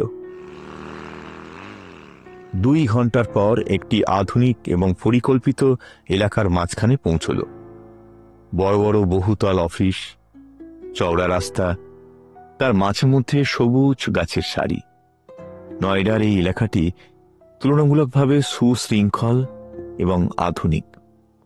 পিটার ফার্নান্ডেজের ইলেকট্রিক ফিটিংসের দোকানটি একটি ছোট শপিং কমপ্লেক্সে অবস্থিত। দোকানের সাইনবোর্ডটি চকচকে, বড় বড় অক্ষরে লেখা ফার্নান্ডেজ লাইটিংস অ্যান্ড ফিটিংস। দোকানের ভিতরে এক সারি ঝুলন্ত ফ্যান, লাইট এবং বিলাসবহুল চ্যান্ডেলিয়ারের প্রদর্শনী চলছে। জায়গাটি পরিষ্কার, পরিপাটি এবং ক্রেতা আকর্ষণের জন্য সজ্জিত। অরূপ দোকানে ঢুকতেই একজন লোক এগিয়ে এলো। বয়স 30-এর কোঠায়, সুদর্শন চেহারা, তার চুল শাহরুখ খানের মতো স্টাইল করা, পরনে স্নো হোয়াইট শার্ট, কালো প্যান্ট, ব্যক্তিত্বে ঝকঝকে আত্মবিশ্বাস। লোকটি এগিয়ে এসে বলল, আসুন স্যার, কি লাগবে বলুন। অরূপ কোনো ভনিতা না করে সরাসরি প্রশ্ন করল, আমি একজন সাংবাদিক, কিছু তথ্য জানতে এসেছি। লোকটি একটু চমকে গেলেও মুখের ভাব বজায় রাখল। হ্যাঁ বলুন, কি জানতে চান? অদিতি দুবে আপনাকে কিভাবে চিনতেন? লোকটির চেহারায় এক মুহূর্তের জন্য কিছু বদলে গেল, তবে তৎক্ষণাৎ নিজেকে সামলে নিয়ে বলল, অদিতি দুবে মানে অদিতি শর্মার কথা বলছেন তো? ছোটবেলার বন্ধু ছিল, একসঙ্গে স্কুলে পড়েছি। তারপর একদিন ওর বিয়ে হয়ে গেল, আর যোগাযোগ ছিল না। কদিন আগে পেপার ওর বিষয়ে পড়ে খুব খারাপ লেগেছিল। অরূপ চোখে চোখ রেখে বলল, আপনারা কি শুধুই বন্ধু ছিলেন নাকি এর চেয়েও বেশি কিছু ছিল? পিটার এবার কিছুটা রেগে গিয়ে বলল, আপনি আসলে ঠিক কি জানতে চান? আমি যদি খুন করতাম তাহলে কি এখানে দোকানে বসে থাকতাম? কোথাও গা ঢাকা দিতাম? অরূপ ঠান্ডা গলায় বলল, আমি শুধু সত্যিটা জানতে চাই, কারণ ভিকটিমের মা আপনাকে খুনি সন্দেহ করেন। তার দাবি, ঘটনার আগের দিন আপনাকে আর অদিতিকে মতি সিনেমা হলের বাইরে একসঙ্গে দেখা গেছে। এমনকি রাকেশবাবুর ল্যান্ডলাইন নাম্বারের কল লিস্ট চেক করলে হয়তো আপনার নাম্বার পাওয়া যাবে। পুলিশ আপনাকে খুনি প্রমাণ করতে খুব বেশি সময় নেবে না। পিটার কপালের ঘাম মুছতে মুছতে বলল, আপনি কি আমাকে ভয় দেখাচ্ছেন? অরূপ একটু হেসে বলল, না, আমি শুধু আপনার সাক্ষাৎকার নিচ্ছি। আপনি যদি সত্যিটা খুলে বলেন তবে আমি প্রতিশ্রুতি দিচ্ছি আপনার নাম আমি পত্রিকায় প্রকাশ করব না। পিটার কিছুক্ষণ চুপ করে থাকল। তার মুখের ভাব পাল্টে গেল। মনে হলো মনের মধ্যে দোলা চলে আছে, সত্য বলবে নাকি চেপে যাবে। অবশেষে সে মুখ তুলে বলল, আমি সব বলছি যা হয়েছে, তবে জানবেন আমি খুনি নই। হ্যাঁ, আমি ভুল করেছি, কিন্তু খুন করার কথা কখনো ভাবিনি। অরূপ চোখের দিকে সরাসরি তাকিয়ে বলল, আপনার গল্প শুনছি, শুরু থেকে বলুন। পিটার নিঃশ্বাস ফেলে বলল, হাই স্কুলে পড়ার সময় থেকেই অদিতির সঙ্গে আমার পরিচয়। আমরা দুজনেই দুজনকে ভালোবাসতাম, কিন্তু আমি ছিলাম ক্রিশ্চিয়ান আর ওরা ব্রাহ্মণ। আমাদের সম্পর্ক দুজনের পরিবারে মেনে নেয়নি, তাই সম্পর্কটা তখনই শেষ হয়ে যায়। যখন ওর বিয়ে ঠিক হয়, আমি আর ফিরে তাকাইনি। চাঁদনি চক ছেড়ে আমরা অন্য জায়গায় চলে যাই। অনেকদিন যোগাযোগ ছিল না। পিটার থেমে গেল। গলার স্বর ভারী হয়ে উঠল। কিছুটা থেমে আবার শুরু করল, কিন্তু মাসখানেক আগে একদিন একটা রেস্তোরাঁয় খেতে গিয়ে হঠাৎ ওর সঙ্গে দেখা হয়ে গেল। ও নিজে এগিয়ে এসে বলল, চিনতে পারছো? চিনতে পারবো না? এত বছর পর দেখা, কিন্তু স্মৃতিগুলি যেন তাজা হয়ে গেল। তুমি এখানে কিভাবে? এটা আমার হাজবেন্ডের রেস্তোরাঁ, একটা কাজে এসেছিলাম। তুমি কেমন আছো? চলে যাচ্ছে। তুমি বলো, বিয়ে করেছো? হ্যাঁ, এক ছেলের বাবা হয়েছে। তোমার ছেলে মেয়ে কটা? আমার এখনো মা হবার তাড়া নেই। একদিন বাড়ি আসো, কথা হবে। আমি কাছেই থাকি। সে তার ঠিকানা আর ফোন নম্বর সহ একটা কার্ড দিয়ে গেল। আমিও আমার দোকানের কার্ড দিলাম। তারপর প্রায়ই ফোনে কথা হতো। অরূপ চোখ সরু করে বলল, তারপর? পিটার চুপ করে গেল। একটু পর বলল, তখন থেকে আমাদের যোগাযোগ শুরু হয়। একদিন কিছু না বলে দুপুরে ওর বাড়ি চলে যাই।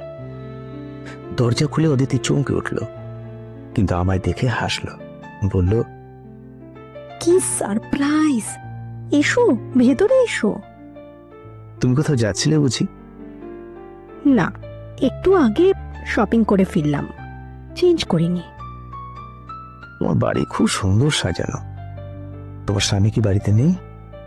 ও সারাদিন ব্যস্ত, রাতে ফিরে। তোমাকে বাড়িতে একা লাগে না? লাগলেও কি করব, জীবনটা তো এইভাবেই কাটাতে হবে। সেই মুহূর্তে ওর দিকে তাকিয়ে আমার পুরনো স্মৃতিগুলি জেগে উঠল। বললাম, তোমার সেই বুকের তিলটা এখনো আছে? আছে। ওসব কথা ছেড়ে বসো, আমি চা নিয়ে আসি।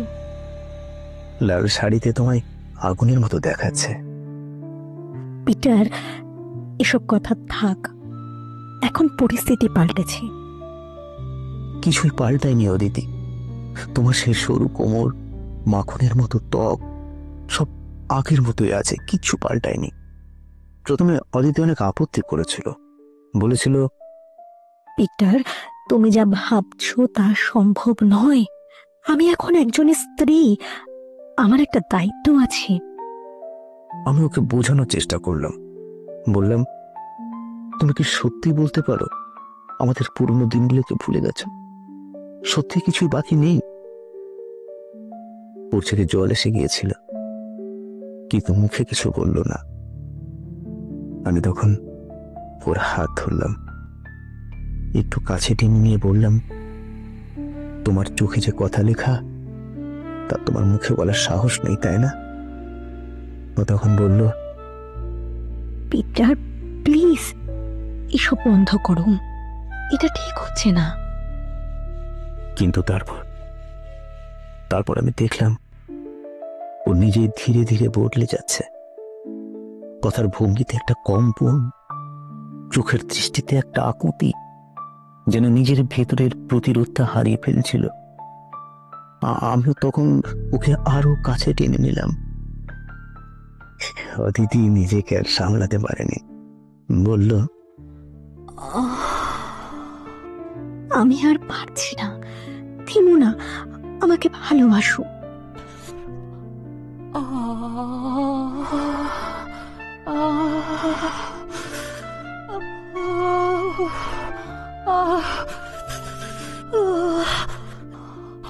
কতদিন পর তোমার ছোঁয়া পেলাম। পিটার, তুমি জানো না কত দিন ধরে আমি অপেক্ষা করছি। আমার অতৃপ্ত হৃদয়ের তৃষ্ণা মিটিয়ে দাও, আর অপেক্ষা করিও না।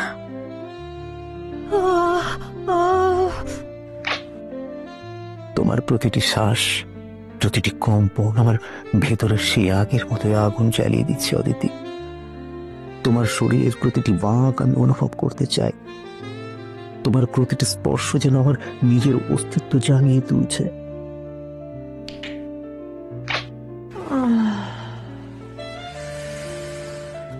আমাকে আরো গভীর ভাবে স্পর্শ করো পিটার, আমাকে এমন ভাবে আঁকড়ে ধরো যেন আমাদের মাঝে আর কোনো দূরত্ব না থাকে। আমার শরীরের প্রতিটা কোণা তোমার ছোঁয়ার অপেক্ষায় জ্বলছে। আমার ঠোঁট, গলা, বুক সবখানে তোমার ঠোঁটের উষ্ণতা চাই। চুমু খাও, আমাকে আরো গভীরে অনুভব করো, আমাকে পরিপূর্ণ করে দাও। আমাকে এমন ভাবে আদর করো যেন সময় থমকে যায়।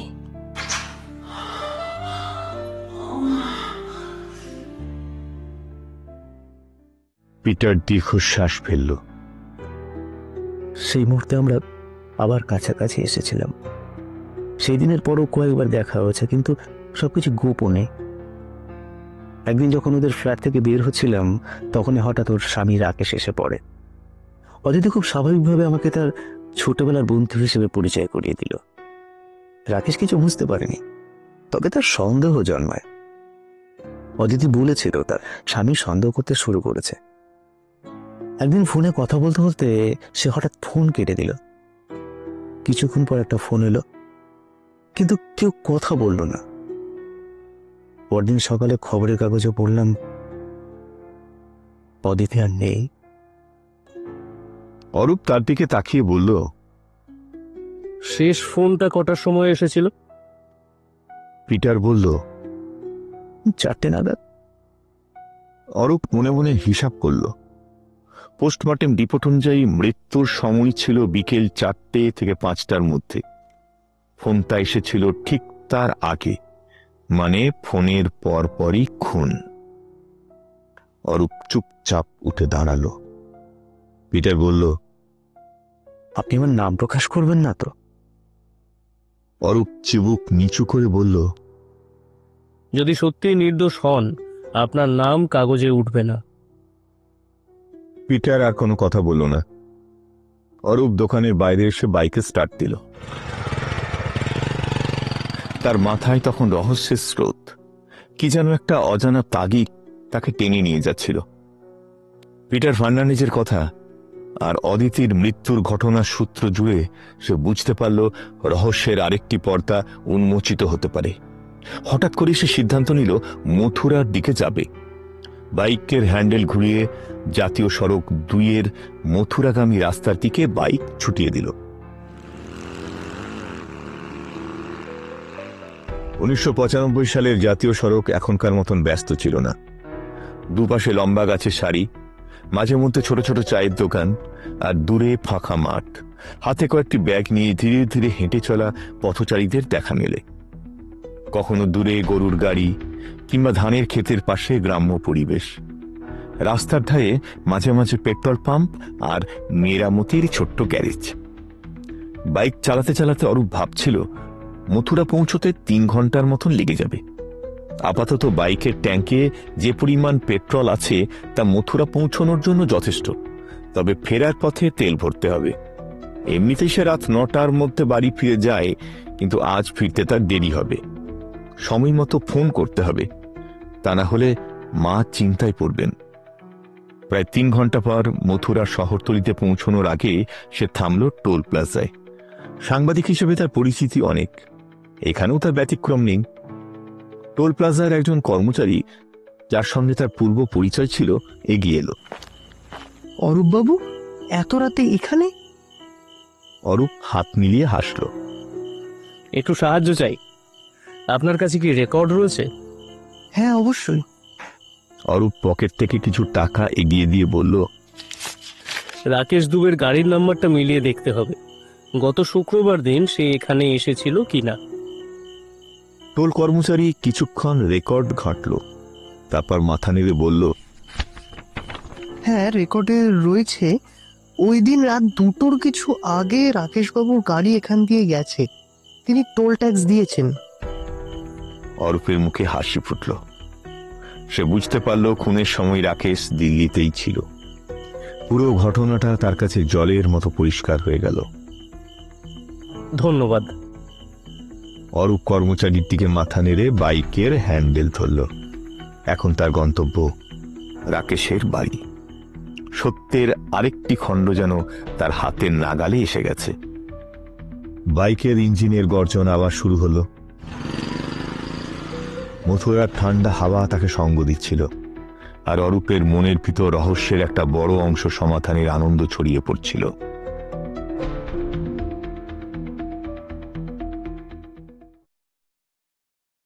অরূপ যখন নয়ডা থেকে বাইক চালিয়ে কনপ্লেসে পৌঁছল তখন রাত 10টা। 90 দশকের কনপ্লেস ঝলমলে আলোয় ভরা। সাদা কলোনিয়াল স্থাপত্যের দালানগুলো যেন দিনের আলোতেই দাঁড়িয়েছিল। রেস্তোরাঁ, ক্যাফে আর দোকানগুলোতে এখনো মানুষের ভিড়। রাস্তার ধারে দাঁড়িয়ে চাওয়ালারা ধোঁয়া ওঠা কাপে চা বিক্রি করছিলেন। বাতাসে ভেলপুরি, মোমো আর কাবাবের মিষ্টি গন্ধ। রাস্তায় গাড়ি আর স্কুটারের মৃদু গর্জন রাতের পরিবেশটিকে আরো জীবন্ত করে তুলছিল। কনপ্লেসের একটি টেলিফোন বুথ থেকে অরূপ বাড়িতে ফোন করল। হ্যালো মা। অরূপ, এত রাতে কোথায় তুই? মা, একটা জরুরি কাজ আছে, দেরি হবে। চিন্তা করো না, তুমি খেয়ে শুয়ে পড়ো, ফিরতে ভোর হতে পারে। সাবধানে থাকিস, বাইক বেশি জোরে চালাবি না। ঠিক আছে মা। ফোন রেখে অরূপ বাইক স্টার্ট দিল। এখন তার গন্তব্য রাকেশের ফ্ল্যাট। রাকেশের ফ্ল্যাট ছিল দিল্লির একটি অভিজাত আবাসনে। বিল্ডিংটি সাদা রঙের, সামনে ছোট বাগানে কিছু ফুলের টব আর একটি আম গাছ। চারপাশ নির্জন। ফ্ল্যাটের সামনে রাস্তাগুলোতে মাঝে মধ্যে কুকুরের ঘেউ ঘেউ ডাক শোনা যাচ্ছিল। সিঁড়ি বেয়ে দোতলায় উঠে দরজার বেল চাপতেই ভিতর থেকে নীরবতা ভেঙে পায়ের শব্দ পা গেল। দরজা খুলল নির্মলা। অরূপকে দেখে সে চমকে উঠল। এত রাতে তুমি এখানে? রাকেশ বাবুর সঙ্গে একটু কথা বলতে এসেছি, বলল অরূপ। নির্মলা দ্বিধায় পড়ল। ঠিক তখনই ভিতর থেকে রাকেশের গলা শোনা গেল। কে? নির্মলা কিছু বলার আগেই রাকেশ দরজায় এসে দাঁড়ালো। আসুন আসুন অরূপ বাবু, আসুন, ভেতরে আসুন। অরূপ ভিতরে ঢুকতেই রাকেশ নির্মলাকে বলল, তুই ভেতরে যা। রাকেশের ফ্ল্যাটটি অভিজাত হলেও বাড়াবাড়ি রকমের বিলাসিতা সেখানে ছিল না। মাঝারি আকারের ড্রয়িং রুমে প্রবেশ করতেই চোখে পড়ত সাদাসিধে অথচ রুচিসম্মত আসবাব। কাঠের পালিশ করা সোফাগুলোতে শ্বেত শুভ্র কুশন, এক কোণে একটি সেন্টার টেবিল, তার উপর একটি ফুলদানি। দেয়ালে টাঙানো ছিল একটি বিমূর্ত চিত্রকর্ম, রঙের জটিল বিন্যাস। ঘরের এক কোণে রাখা ছোট্ট একটি বুক সেলফ, সেখানে গাদাগাদি করে সাজানো ছিল কিছু ব্যবসায়িক বই আর ম্যাগাজিন। ঘরের বাতাসে মৃদু ল্যাভেন্ডারের গন্ধ ভেসে বেড়াচ্ছিল। ফ্ল্যাটের ছিমছাম পরিবেশ থেকে বোঝা যেত এর মালিক একজন রুচিশীল ব্যক্তি। অরূপ সোজাসুজি প্রশ্ন করল, খুনের সময় আপনি দিল্লিতে ছিলেন, মথুরায় ছিলেন না। আমার কাছে এর প্রমাণ আছে। পিটার ফার্নান্ডেজ আর অদিতির ব্যাপারেও আমি জানি, এবং খুনের মোটিভও স্পষ্ট। আপনি নিজে খুন করেছেন নাকি ম্যানেজার সুরেশ যাদবকে দিয়ে করিয়েছেন? রাকেশ চুপচাপ নিচের দিকে তাকিয়েছিল। তার ঠোঁটে এক টুকরো তিক্ত হাসি টেনে বলল, হুইস্কি চলবে? অরূপ মাথা নেড়ে বলল, না, বাইক চালিয়ে ফিরতে হবে, আপনি খান। রাকেশ বোতল থেকে গ্লাসে হুইস্কি ঢেলে এক চুমুকে খেয়ে বলল, অদিতির সঙ্গে পিটারের সম্পর্কের কথা বিয়ের আগে জানতাম, কিন্তু কখনোই জিজ্ঞেস করিনি। বিয়ের পর যখন অদিতি তাকে আমার ছোটবেলার বন্ধু বলে পরিচয় করিয়ে দিল, তখনও কিছু সন্দেহ করিনি। কিন্তু গত 1 মাস ধরে ওর আচরণে পরিবর্তন দেখতে পাচ্ছিলাম। ঘন ঘন অজুহাতে বাইরে যাওয়ার, আর বাড়িতে একটা বিশেষ ব্র্যান্ডের সিগারেটের গন্ধ, যা আমি শুধু ওই পিটারকে খেতে দেখেছি। রাকেশ আবার গ্লাস ভরল। একদিন গোপনে অনুসরণ করলাম। দেখলাম আমি বাড়ি থেকে বের হবার কিছুক্ষণ পরই অদিতি সাজগোজ করে বেরোলো। রাস্তার ধারে পিটারের জন্য অপেক্ষা করছিল। ওরা একসঙ্গে কোথাও গেল। সেদিন মনে হচ্ছিল ওদের দুজনকে খুন করে ফেলে, কিন্তু নিজেকে সামলে নিলাম। রাকেশ থেমে গ্লাসটা আবার ঠোঁটে নিয়ে এলো। পরের দিন দুপুরে হঠাৎ বাড়ি ফিরলাম। ভাবলাম হাতে নাতে ধরবো।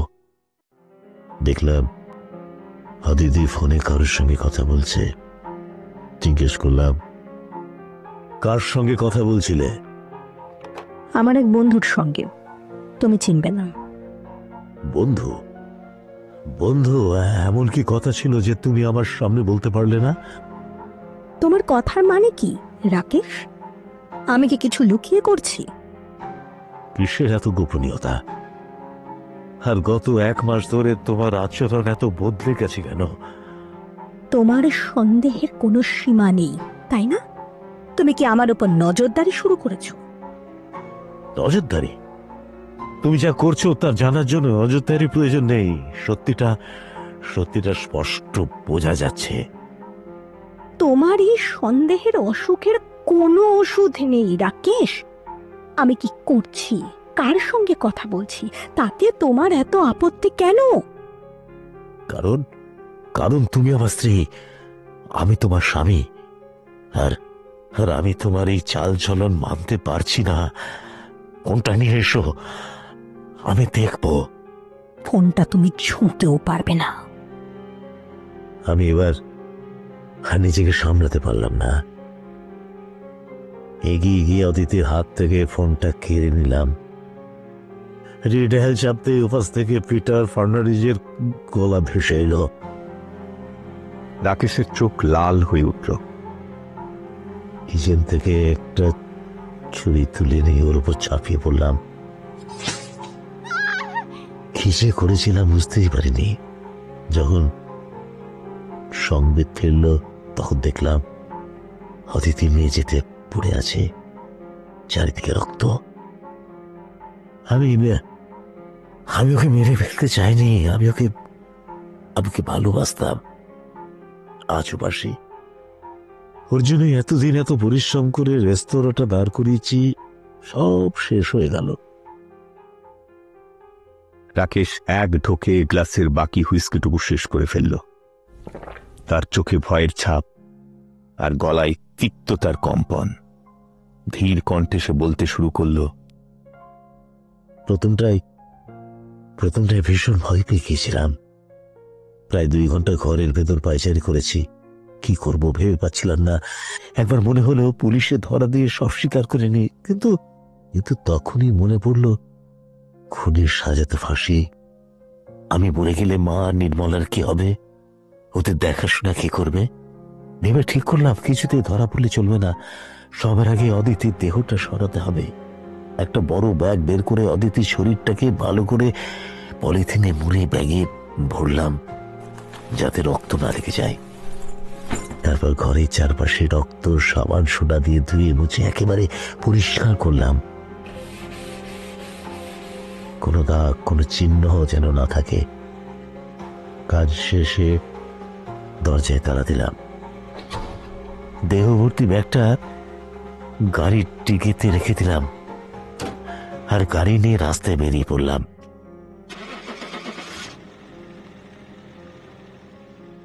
রাকেশ থেমে এক ঠোপ জল খেল। তারপর বলতে লাগলো, গোল মার্কেট পেরিয়ে কনট প্লেস ধরে গাড়ি চালিয়ে যখন আইটিও ব্রিজে পৌঁছলাম তখন রাত 9:30। ভেবেছিলাম ব্রিজের উপর থেকে ব্যাগটা যমুনা চলে ফেলে দেবো, কিন্তু দিল্লি তো 24 ঘন্টা ব্যস্ত। রাতেও ট্রাফিকের ভিড়, কোনোভাবে গাড়ি থামিয়ে ব্যাগ ফেলতে গেলে কেউ না কেউ ধরে ফেলবে, দেখে ফেলবে। তার সিদ্ধান্ত পাল্টালাম, গাড়ি ঘুরিয়ে কনপ্লেসের আমার রেস্তোরাঁ মথুরা রসিয়ে ফিরে এলাম। রেস্তোরাঁ পেছনে গেটের কাছে গাড়ি পার্ক করলাম। তখন রাত 10:30 হবে। ভেতরে ঢুকে ম্যানেজার সুরেশ যাদবকে বাইরে ডেকে আনলাম। বললাম, সুরেশ, রেস্তোরাঁটা এখনই খালি করো। যারা খাচ্ছে তাদের খাওয়া হয়ে গেলে আর কাউকে ঢুকতে দিও না, লাইট নিভিয়ে দিও।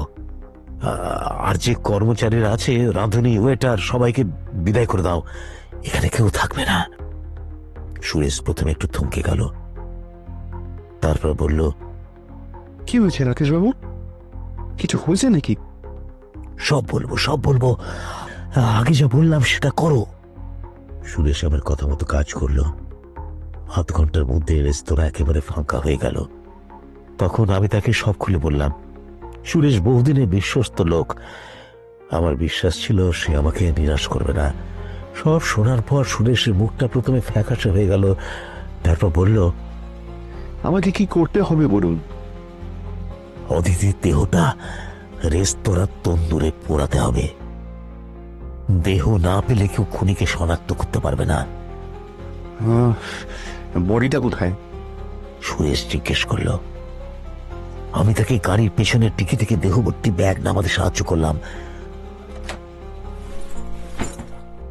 আমরা দুজনে মিলে মৃতদেহটা তন্দুরের ভেতর ঢুকিয়ে দিলাম, কিন্তু দেহটা তন্দুরে পুরোপুরি ঢুকতে অসুবিধা হচ্ছিল। হাত পা ভাঁজ করে কোন রকমের তন্দুরের মধ্যে ফেললাম, কিন্তু সমস্যা হলো দেহটা ঠিকঠাক পোড়াতে পারছিলাম না। ঠিক তখনই পাশেই রাখা এক বাটির দিকে নজর গেল। বাটিতে মাখন ছিল। মাখনটা তন্দুরে ঢালতেই আগুনের শিখা বেড়ে গেল।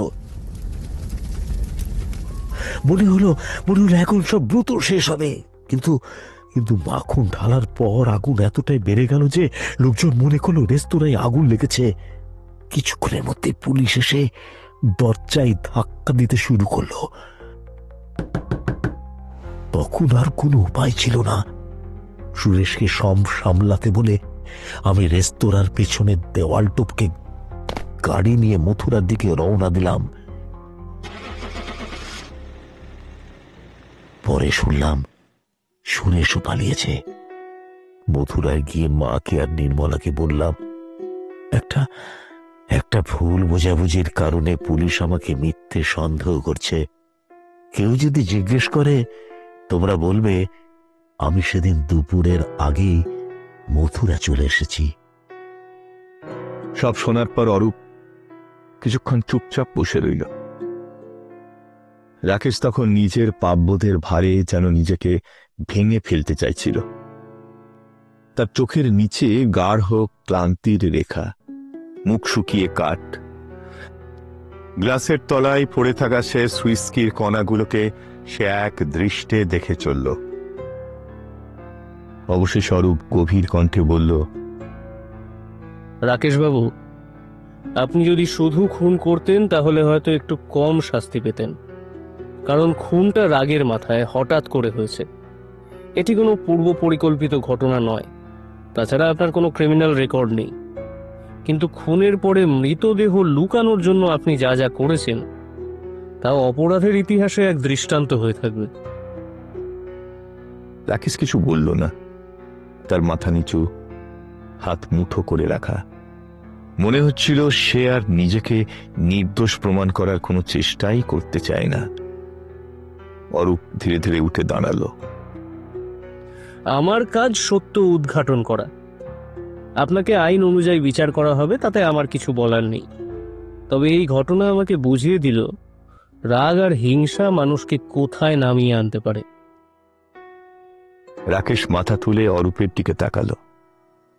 তার চোখে লজ্জা, অনুশোচনা আর এক অদ্ভুত খালি ভাব।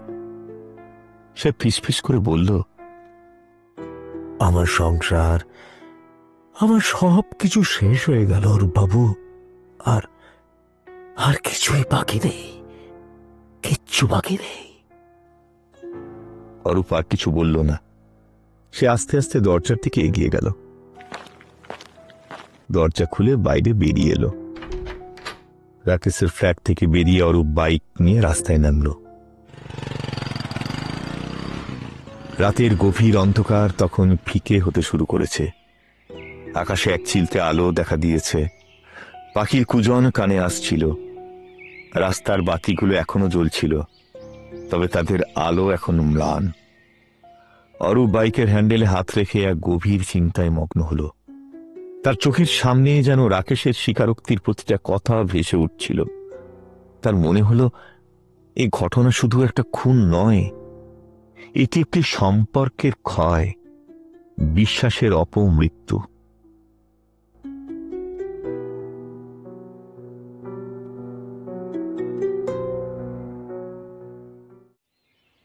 চিত্তরঞ্জন কলোনি, দিল্লির প্রাণবন্ত একটি বাঙালি পাড়া। ভোরবেলায় এখানকার বাতাসে ভেসে বেড়ায় শিউলি ফুলের গন্ধ আর প্রাতঃভ্রমণে বেড়ানো মানুষের কোলাহল। পাড়ার চায়ের দোকানগুলোতে তখন থেকেই শুরু হয় রোজকার রাজনীতির আলোচনা। দোকানের বেঞ্চে বসে দুই একজন হাতে চা আর দৈনিক পত্রিকা নিয়ে ব্যস্ত। সকালের রোদ প্রথমে পরে রাস্তার ধারে দাঁড়ানো বড় গাছগুলোর মাথায়। ফাঁকা রাস্তা ধীরে ধীরে ভরে ওঠে সাইকেল, রিক্সা আর হেঁটে যাওয়া অফিসগামীদের পায়ের শব্দে। অরূপের ফ্ল্যাট ছিল চিত্তরঞ্জন কলোনির একটি পুরনো বিল্ডিং এর দ্বিতীয় তলায়। ফ্ল্যাটটি সাদামাটা হলেও গৃহকর্ত্রীর যত্নে সবকিছুই পরিপাটি।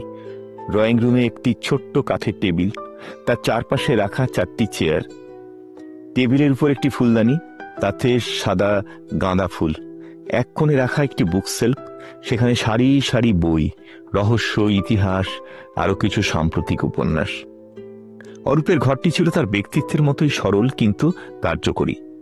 ছোট্ট একটি খাট, মাথার পাশে পড়ার টেবিল, আর তার উপরে একটি পুরনো টেবিল ল্যাম্প। বিছানার পাশে জানালা, তার বাইরে দেখা যেত কলোনির গাছপালা। তার মার ঘরটি ছিল আরো স্নিগ্ধ, মেঝেতে মোটা চাদর, কোণে কাঠের আলমারি। তার মা এক সাদামাটা গৃহিণী, তিনি সারাদিন বাড়ি গোছানো আর রান্নাবান্নার মধ্যেই সময় কাটান। অরূপের বাড়ি ফিরতে ভোর 5টা বেজে গেল। বাইক গ্যারেজে রেখে সিঁড়ি বেয়ে উপরে উঠতে উঠতে তার শরীর যেন ক্লান্তিতে অবসন্ন হয়ে এলো। দরজা খুলতেই মা বললেন, কত দেরি করলি রে? খেয়েছিস তো কিছু? না মা, ফিরতে অনেক দেরি হয়ে গেল, একটু ঘুমোই আগে। ঘরে ঢুকে অরূপ বিছানায় শরীর এলিয়ে দিল। ক্লান্তিতে কখন যে ঘুমিয়ে পড়েছিল টেরই পায়নি। ঘুম ভাঙল বেলা 11টায়। মাথা ধুয়ে এসে প্রাতরাশে টেবিলে বসল, তখনই ফোনটা বেজে উঠল।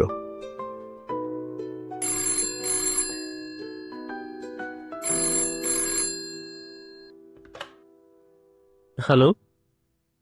ওপাশ থেকে ইন্সপেক্টর তিওয়ারির গলা। অরূপবাবু, আপনার জন্য একটা ভালো খবর আছে। অরূপ আগ্রহী হয়ে বলল, কি খবর? খুনি ধরা পড়েছে। খুনি কে? অরূপ উত্তেজিতভাবে প্রশ্ন করল। তিওয়ারি বলল, আসল খুনি তো রাকেশই, কিন্তু ম্যানেজার সুরেশ যাদবকে গতকাল রাতে হরিয়ানার একটা গ্রাম থেকে ধরা হয়েছে। দুঘা দিতেই সব কবুল করেছে। রাকেশ খুন করেছে আর সুরেশ দেহ পুড়িয়ে ফেলতে সাহায্য করেছে। অরূপ একটু থেমে বলল, আচ্ছা, আমি এখনই আসছি। তিওয়ারি একটু হেসে বলল, আপনার কাছে একটা অনুরোধ অরূপবাবু, আপনার প্রতিবেদনে আমার নামটা দিলে খুশি হব। আমার ছেলেটা ছোট, খবরের কাগজে আমার নাম দেখলে খুব আনন্দ পাবে। অরূপ মৃদু হেসে বলল, নিশ্চয়ই ইন্সপেক্টর। ফোন রেখে অরূপ দ্রুত তৈরি হয়ে নিল। বাইক স্টার্ট করার আগে তার মা দরজায় এসে বললেন, খেয়ে যাবি না? না মা, বাইরে খেয়ে নেব, এখন আর দেরি করা যাবে না। বাইকের ইঞ্জিনের গর্জনে পাড়া আবার ভরে উঠল। অরূপ চিত্তরঞ্জন কলোনির চেনা রাস্তা পেরিয়ে দিল্লির কর্মব্যস্ত রাস্তায় হারিয়ে গেল। তার মাথায় তখন একটাই ভাবনা, এই ঘটনায় সত্যের খণ্ড চিত্রগুলো পত্রিকার পাতায় তুলে ধরা। সত্য শেষ পর্যন্ত সামনে এলো। দীর্ঘ আইনি প্রক্রিয়ার পর রাকেশ দুবেকে আদালত দোষী সাব্যস্ত করল। তার অপরাধ শুধু একটা নয়, খুনের অভিযোগ, মৃতদেহ লুকোবার চেষ্টা এবং প্রমাণ লোপাট। বিচারক তার বক্তব্যে বললেন, অর্ডার অর্ডার। রাগের মাথায় খুন করা এক জিনিস, কিন্তু দেহ লুকাতে তন্দুরে পুড়িয়ে দেওয়া অপরাধকে আরো নৃশংস করে তুলেছে। আইন এ ধরনের অপরাধের ক্ষেত্রে কোনো দয়া দেখাবে না। রাকেশের জন্য আজীবন কারাদণ্ড ঘোষণা করা হলো। সেই দিন আদালতের বাইরে রিপোর্টারদের ভিড় ছিল চোখে পড়ার মতো। প্রতিটা সংবাদ মাধ্যম এই রায়কে তুলে ধরতে ব্যস্ত। সুরেশ যাদব, যিনি রাকেশের বিশ্বস্ত ম্যানেজার ছিলেন, আদালতে নিজের অপরাধ স্বীকার করে জানিয়েছিলেন যে সে কেবল তার বসের কথা মতন কাজ করেছিল। যদিও আদালত তার এই বক্তব্যকে পুরোপুরি মান্যতা দেয়নি, তাকে 7 বছরের কারাদণ্ড দেওয়া হল। পিটারের নাম অরূপ প্রকাশ না করলেও সংবাদ মাধ্যমে তার কথা চাপা থাকেনি। নির্মলা, যে এই পুরো ঘটনার সময় নীরব দর্শক ছিল, একেবারে ভেঙে পড়ল। রাকেশের অপরাধ প্রকাশ্যে আসার পর সে অরূপের সঙ্গে সব সম্পর্ক ছিন্ন করে ফেলল। মায়ের হাত ধরে সে ফিরে গেল মথুরায়, তাদের গ্রামের বাড়িতে। অরূপ তার সঙ্গে একবার কথা বলতে চেয়েছিল, কিন্তু নির্মলা কোনো উত্তর দেয়নি। একদিন দিল্লি ছাড়ার আগে সে শুধু একটা ছোট চিরকুট রেখে গিয়েছিল। তোমার সঙ্গে যতই ভালো সময় কাটাই না কেন, এই ঘটনার পরে আমি আর দিল্লির কারুর ওপর বিশ্বাস রাখতে পারবো না। এটা আমার দুর্বলতা, আর কিচ্ছু নয়। মায়ের সঙ্গে শান্তিতে থাকতে চাই, ক্ষমা করে দিও। ইতি, নির্মলা।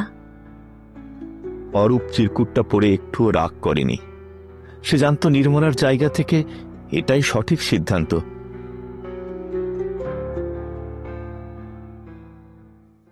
এই ঘটনার মধ্যে অরূপ তার জীবনের সবচেয়ে বড় সাফল্যের মুখ দেখল। তার লেখা প্রথম বড় আর্টিকেল, যেখানে রাকেশের খুনের কাহিনী, তদন্তের প্রতীকী মোড় এবং সত্যের পর্দাফাশের বিবরণ ছিল। দিল্লির একটি বিখ্যাত দৈনিক সংবাদপত্রের প্রথম পাতায় বড় বড় অক্ষরে প্রকাশিত হল তন্দুর হত্যাকাণ্ডের নেপথ্যের কাহিনী। নিবন্ধের শেষে লেখা, এই খবরটি প্রকাশ করেছেন বিশেষ প্রতিবেদক অরূপ মুখার্জি, আমাদের দিল্লি কার্যালয় থেকে। অরূপ পত্রিকাটা হাতে নিয়ে কিছুক্ষণ চুপ করে দাঁড়িয়ে থাকল। তার মনে হলো এই ঘটনার মাধ্যমে পেশাগত জীবনের প্রথম বড় লড়াইয়ে তার জয় হয়েছে। কিন্তু এই জয়ের সঙ্গে জড়িয়ে ছিল এক শূন্যতা। বাবা বেঁচে থাকলে আজ খুব খুশি হতেন। অরূপের বাইক আবার দিল্লি শহরের ব্যস্ত রাস্তার মধ্যে ছুটতে লাগলো। আকাশে তখন বিকেলের আলো পড়েছে। ট্রাফিকের কোলাহলে শহরের স্বাভাবিক জীবন এগিয়ে চলেছে, কিন্তু অরূপের মাথায় নতুন নতুন প্রশ্ন।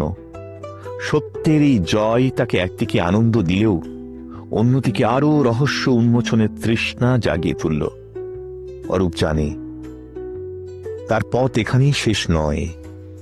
সত্য খোঁজার এই যাত্রা তাকে আরো অনেক অজানা রহস্যের দিকে টেনে নিয়ে যাবে।